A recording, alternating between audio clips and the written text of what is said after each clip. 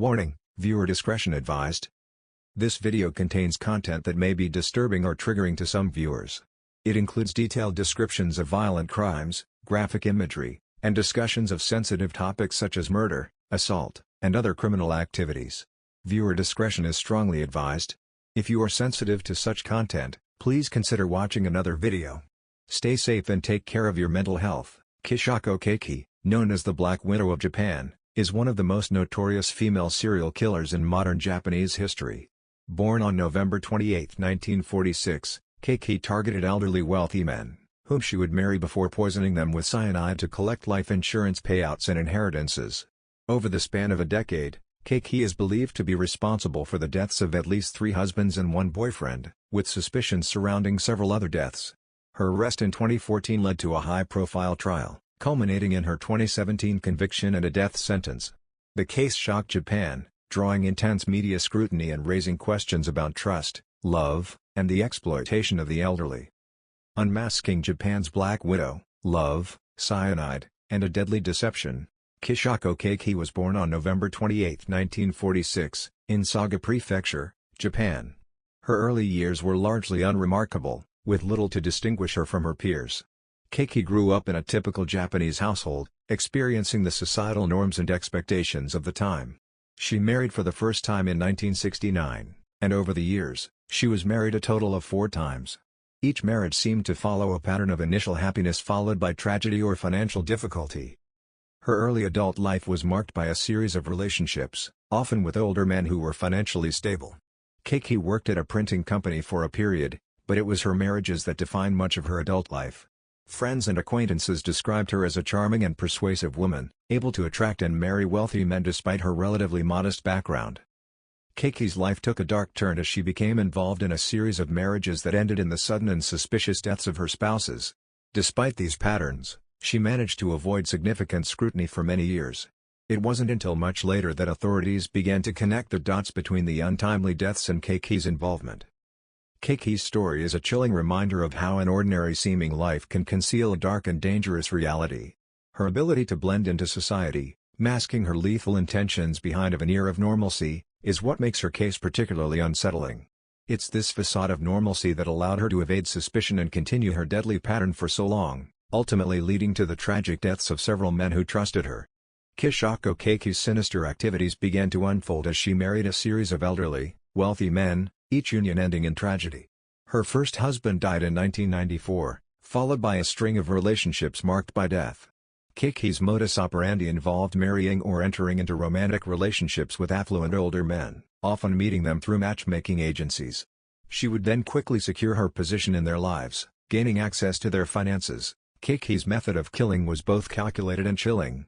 She used cyanide, a potent and fast-acting poison, to murder her victims. Cyanide poisoning can cause death in a matter of minutes, leading to a swift and often undetectable demise. Kakehi typically administered the poison in food or drink, ensuring her victims ingested a lethal dose without suspicion.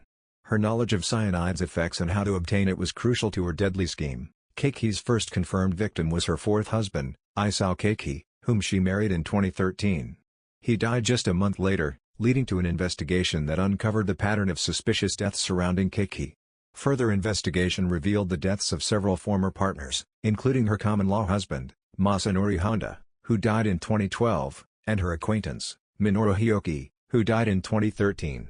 Each victim exhibited signs of cyanide poisoning, and in some cases, traces of cyanide were found in their bodies during autopsies. Kakehi's primary motive appeared to be financial.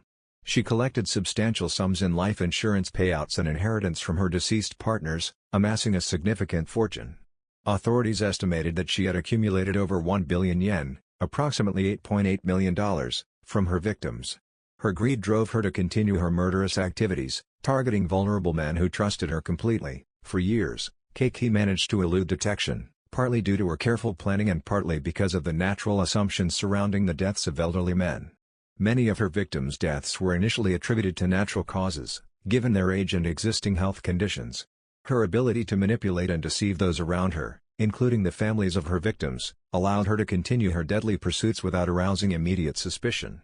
It wasn't until the death of Chisako Kakehi that authorities began to piece together the lethal pattern, leading to a broader investigation that ultimately exposed Chisako Kakehi as one of Japan's most prolific and cold-hearted serial killers. The death of Isao Kakehi in December 2013, just a month after marrying Chisako Kakehi, raised initial suspicions due to its sudden nature. While his death was first believed to be from natural causes, the sheer rapidity of his demise after marriage caught the attention of authorities. Suspicion grew as they discovered that Isao was not the first elderly man connected to Kakehi who had died under mysterious circumstances. The investigation into Chisako Kakehi's activities intensified as authorities began to delve into her past. They unearthed a disturbing pattern of deaths among her previous husbands and partners, each of whom had died shortly after becoming involved with her. The turning point came when autopsies of some of her previous victims revealed traces of cyanide in their systems. Investigators traced Kakehi's purchases of cyanide, linking her directly to the deadly substance. Authorities also discovered that Kakehi had been a member of various matchmaking services, specifically targeting wealthy elderly men. This pattern of targeting, combined with the financial benefits she reaped from her victims' deaths, provided a clear motive and method for her crimes. On November 19, 2014, Chisako Kakehi was arrested at her home in Kyoto. The arrest followed a thorough investigation that included forensic evidence, financial records, and interviews with people who knew the victims. Kakehi was initially charged with the murder of her most recent husband, Isao Kakehi, but as the investigation continued, charges were expanded to include the murders of several other partners.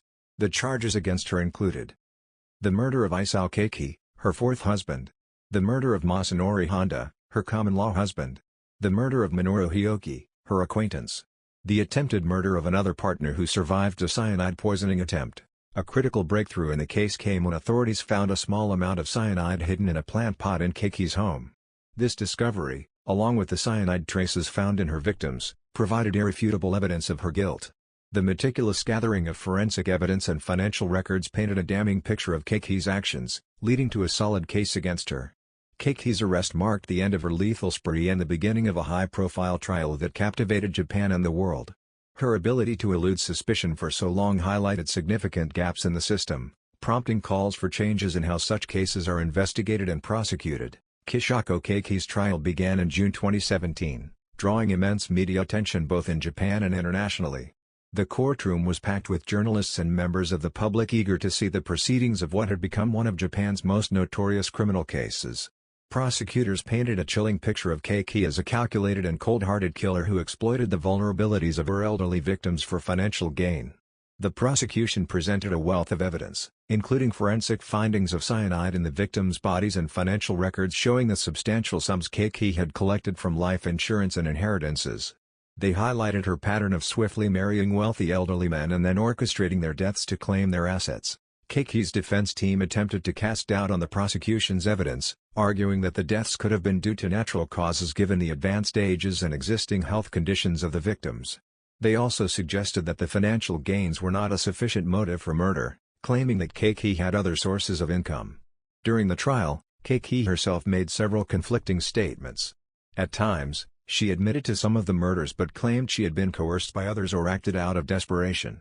These inconsistencies further weakened her defense and underscored the prosecution's portrayal of her as manipulative and deceitful. In November 2017, after a grueling trial that lasted over 4 months, Chisako Kakehi was found guilty of murdering 3 men and attempting to murder a fourth. The court concluded that her actions were driven by greed and a callous disregard for human life. The judge described her crimes as heinous and despicable, emphasizing the calculated manner in which she carried out the murders. Kakehi was sentenced to death, a decision that was met with widespread approval given the gravity of her crimes. The death sentence underscored the severity of her actions and served as a grim reminder of the consequences of her deadly greed. Following her conviction, Kakehi's legal team filed several appeals, arguing for a reduced sentence on the grounds of her advanced age and mental state. However, these appeals were largely unsuccessful. The courts upheld the original sentence, emphasizing the premeditated nature of the murders and the substantial evidence against her. In June 2021, Japan's Supreme Court rejected Kakehi's final appeal, solidifying her fate. Her case remains one of the most infamous in Japanese criminal history, highlighting the dangers of unchecked greed and the vulnerabilities of the elderly in society. Chisako Kakehi, now in her late 70s, awaits execution, her story a chilling testament to the depths of human cruelty and the relentless pursuit of justice. The Chisako Kakehi case garnered extensive media coverage in Japan and internationally. Dubbed the Black Widow by the press, Kakehi's story of marrying and murdering elderly men for financial gain captivated and horrified audiences. News outlets followed every twist and turn of the investigation and trial, providing detailed reports on the evidence and courtroom proceedings. Documentaries and true crime programs delved into her life, examining the psychological and social factors that contributed to her crimes. The public reaction to Kakehi's crimes was one of shock and outrage. Many were horrified by the calculated nature of her murders and the way she preyed on the elderly and vulnerable. The case led to widespread discussions about trust, deception, and the exploitation of the elderly. Families of the victims expressed deep sorrow and anger, calling for justice and stringent measures to prevent such crimes in the future.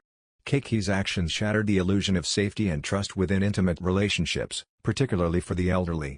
The case prompted many to reflect on the potential for betrayal by those closest to them, leading to increased anxiety and caution in personal relationships. The Chisako Kakehi case had significant legal and social implications in Japan. It highlighted the need for better protection of the elderly, particularly those who are financially secure and may be targeted by predators. Law enforcement agencies were urged to improve their investigation techniques and forensic capabilities to detect and prevent similar crimes. The case also led to calls for reforms in the matchmaking industry, with stricter regulations and background checks to prevent individuals with malicious intent from exploiting the system.